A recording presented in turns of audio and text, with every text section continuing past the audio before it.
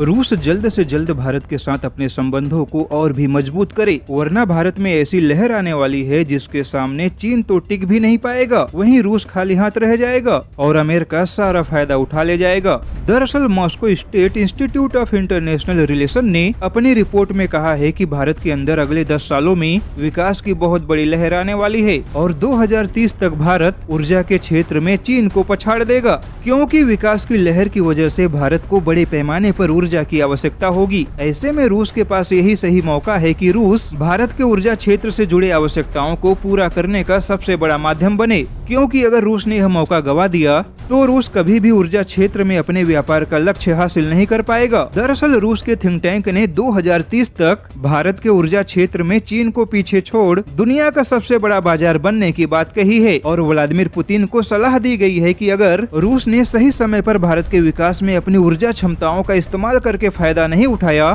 तो अमेरिका भारत के अंदर ऊर्जा क्षेत्र के व्यापार को अपने पक्ष में कर लेगा। रिपोर्ट का दावा है कि रूस अभी भी अपने प्राकृतिक संसाधनों का ठीक से व्यापार नहीं कर पाया है और अगले 20 सालों में रूस ने अपने प्राकृतिक संसाधनों का फायदा नहीं उठाया तो रूस खाली हाथ रह जाएगा। रिपोर्ट में कहा गया है कि भारत ऊर्जा की खपत के मामले में चीन को पीछे छोड़ेगा, तो इसका सीधा मतलब यह है कि भारत में विकास बहुत ही आक्रामक तरीके से होगा और जब भारत में विकास होगा तो ऊर्जा की खपत भी होगी। हालांकि रूस की कई सारी थिंक टैंक पहले भी यह सलाह दे चुकी है कि रूस को भारत के साथ हथियारों के व्यापार पर फोकस करने की बजाय दूसरे क्षेत्रों में व्यापार को मजबूत बनाना चाहिए, लेकिन अभी तक रूस ने अपने थिंक टैंक के दिए गए किसी भी सलाह को गंभीरता से नहीं लिया है और यही वजह है कि 2020 के आखिरी दिनों में रूस के कुछ बयानों से कड़वाहट पैदा हो गई। लेकिन अब रूस भारत के साथ फिर से अपने संबंधों को मजबूत बनाने का प्रयास कर रहा है।